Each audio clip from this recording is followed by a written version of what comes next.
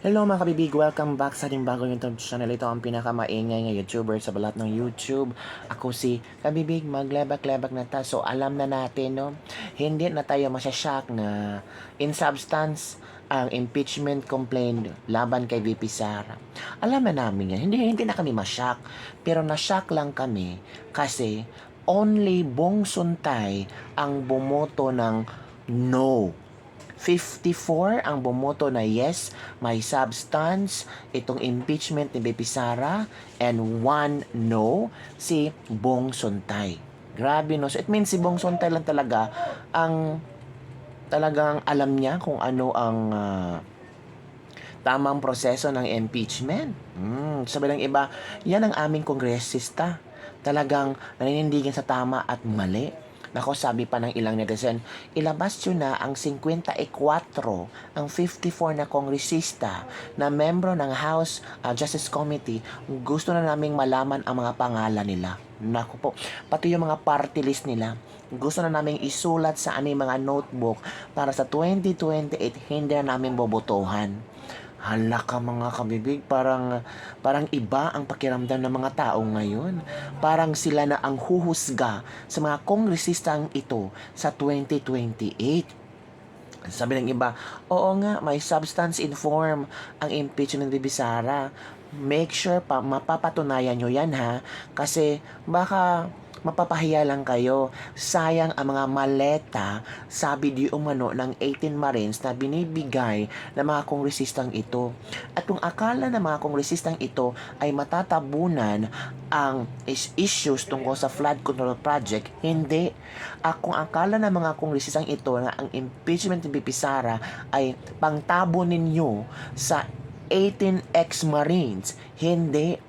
Kasi hinahanap namin ang katotohanan. O ikaw, hinahanap mo ba ang katotohanan kung talagang nag-deliver itong mga ex-marine sa mga kongres, ang daming kongresista? Tama si Bong Suntay. O dapat sana itong mga kongresista nga nasa pangalan ng affidavit ng 18 ex-marine ay nag-inhibit sila. Hindi sila boboto kasi nakakahiya yung pangalan nyo. Kung akala nyo ang lilinis, pero tumatanggap pala kayo ng maleta at paper bag na may pera. Allegedly, mga kabibig. So sana imbestigahan ito ng Senado. Mas unahin ito kasi pera ito ng taong bayan. Oh. Bakit kabibig ng kami Sara? Oh, sabi ng COA. Diba? Unmodified ang opinion ng COA kay VP Sara. Sabi ng iba, mas maganda kung magkaroon ng impeachment trial para labasan ng baho. I'm sure VP Sara handay maglabas ng baho. Madami siyang ilalabas na baka ikasisira sa pangalan ni Marcos, sa pangalan ng mga kongresista. Yun lang kabibig. Oh, panoorin nyo ha. Panoorin nyo to. Those who are not in favor of the motion, please raise your right hand.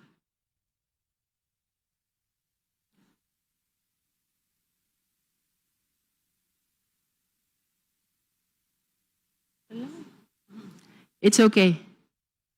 Those who are not in favor of the motion, please raise your right hand.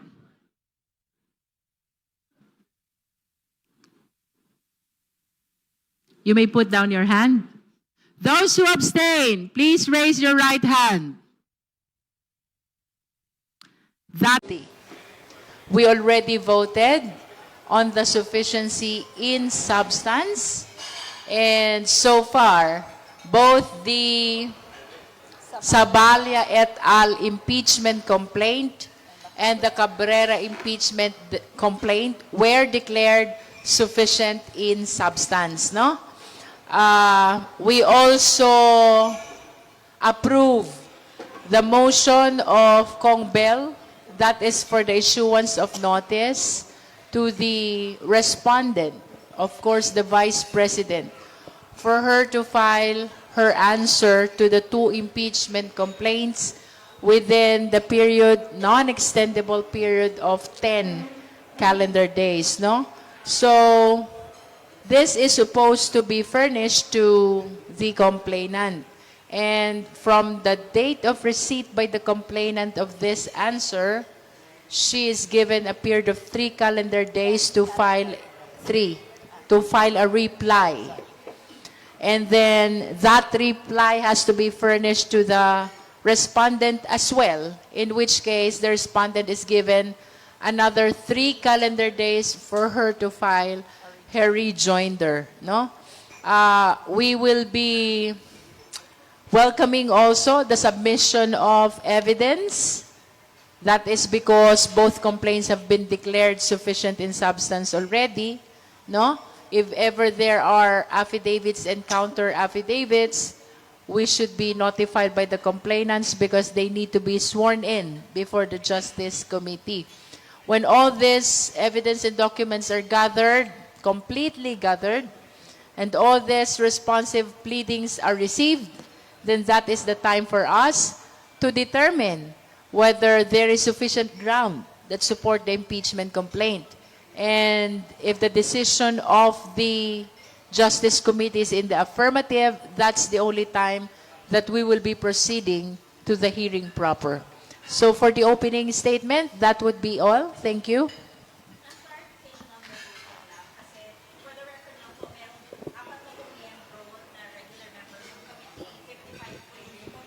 Yung iba po galing sa ex-officio members po yun. Sino po yung mga dineputize? May mga bumoto po bang dineputize? If we can have... And for the record, sino po yung isang bumoto na no? The members of the House who participated in the voting includes 1 is regular member, 2 ex-officio members. If the ex-officio members cannot attend, they can deputize non-members. So if you notice some House members there who are neither justice members nor ex-officio members, then I wish to believe that they belong to those who were deputized by the ex-officio members. I know for a fact that my fellow from Batangas, the Honorable Beverly Marino, she was deputized by Deputy Speaker Bambi Imano. No? I am just not certain about the ex-officio members who deputized the non-members, but the COMSEC has a complete copy of the deputization letter that gives them the authority to participate and vote. The only one who casted a no vote is Congressman Bong Sontay. The rest of those who participated, including Cong Rufus Rodriguez, voted in favor of the motion. Were you surprised with this vote? Yes, I was. Because all his manifestations were apparently not in favor of the sufficiency, and that is why it is really surprising to see him voting in favor of the sufficiency. Mapalawak lang po doon kasi regular members po ng House Legislative is 40 and 54 po yung nag-vote. So 14 more or less ang deputized by the ex-official members. The ex-officio members, the ex-officio members include the speaker, the deputy speakers, the senior deputy majority leader, and the deputy majority leaders. So a lot of them attended, and when the ex-officio members are present, their attendance is counted and their vote is counted as well. Second question lang po. Doon po ba sa hearing proper, doon na yung time na i-consolidate yung third and fourth impeachment complaint? I am inclined to believe that the consolidation will happen after the determination of the existence of probable cause. And that is the last step, the 5th step before we go to the plenary. So it will be tackled one by one pa rin po, yung pong mga grounds, pagka sa hearing proper. Separately- Well, what's gonna happen is, just like in the notice, we will be attaching both impeachment complaints, the third and the fourth, no? So it will be up to the respondent on how he is going to respond to all the allegations therein. Either he files 2 separate answers, or he files 1 answer indicating the responses to the third impeachment complaint and indicating the responses as well to the 4th impeachment complaint. What is important is for us to have reference that we are still dealing with 2 impeachment complaints here, although consolidated in one proceeding. Sorry, just to press on that. What if hindi po mag-reply ang VP Duterte? If she doesn't file an answer, that is considered as a denial of all the allegations contained in the complaint, and the Justice Committee will simply proceed to hearing these impeachment complaints. Kung during the hearing proper, pareho rin po ba dun sa determination ng sufficiency and substance na one article, one discussion? Pwedeng ganun po yung maging takbo po. Pero, syempre, yung pagkakaiba, pwede na hong magsabpina ng mga resource persons, no? So, yung pong mga napangalanan doon po sa mga impeachment complaints, yung mga dagdag pa hong mga personalidad, yung pong mga dagdag pong mga dokumento. So, halimbawa, kanina po, yung pong mga SALN, pinag-uusapan kanina, so pwede hong i-request po ito mula sa Office of the Ombudsman, pwede pong itong i-request din sa Davao City Hall para po doon sa mga previous SALNs ng atin pong Vice Presidente nung siya po ay nasa Davao City pa. So, lahat po yan po yung magiging malaking pagkakaiba dahil pagtalakay na po ito ng mga aktual pong mga facts, meron na po mga testimonya at dokumentong kukunin mula sa mga tao at mga opisina.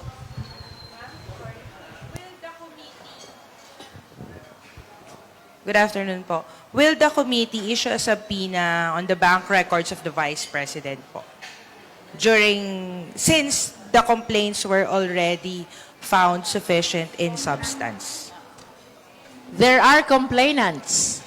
If they will be filing a motion for the issuance of the subpoena duces tecum, that is with regards to the relevant documents, no? And even ad testificandum, the attendance of significant witnesses, we will be acting on their motion. Ma'am, pag just in case po na the committee approves that motion for a subpoena, hindi po ba ito contrary sa bank secrecy law? Kasi you mentioned about it kanina. You will remember that one of the exceptions to the bank secrecy law is impeachment proceeding. So this is an exception to the bank secrecy law, which means we can look into the records of the bank account. Thank you, ma'am.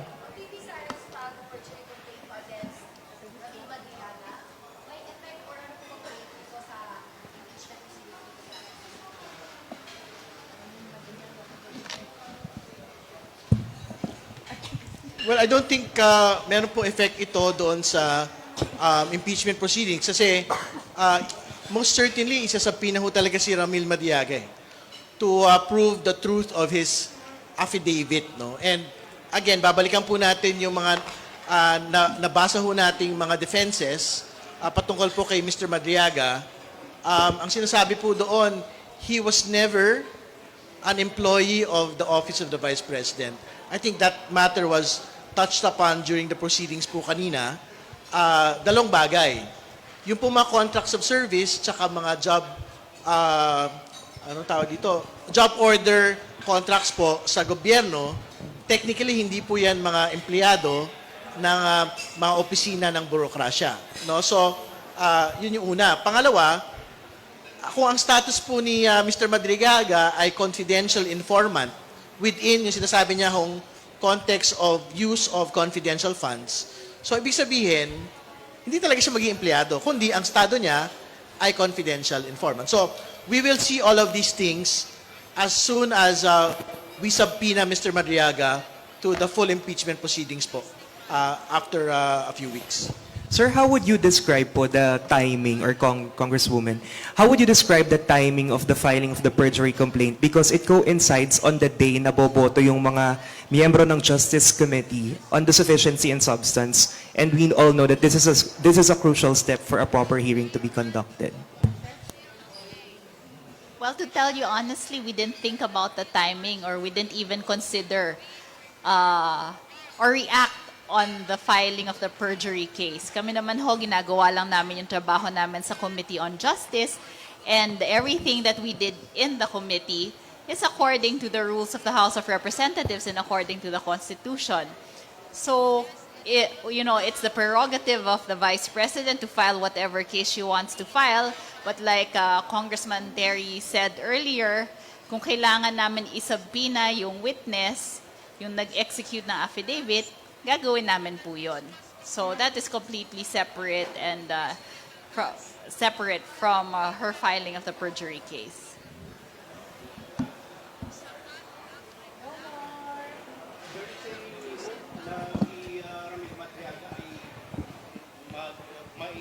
Transfer dito sa Kamara po. Si Ramil Madriaga po ay nandun po sa hawak po siya ng BJMP, if I'm not mistaken. So there's any move with the Committee on Justice para matransfer dito sa pangangalaga ng Kamara? Definitely, the initiative must come from the complainants, no? If they will be filing a request or a motion to that effect, to transfer the custody of Ramil Madriaga from BJMP to the House of Representatives, we will take that into consideration, but that should be subject to the approval of the justice members.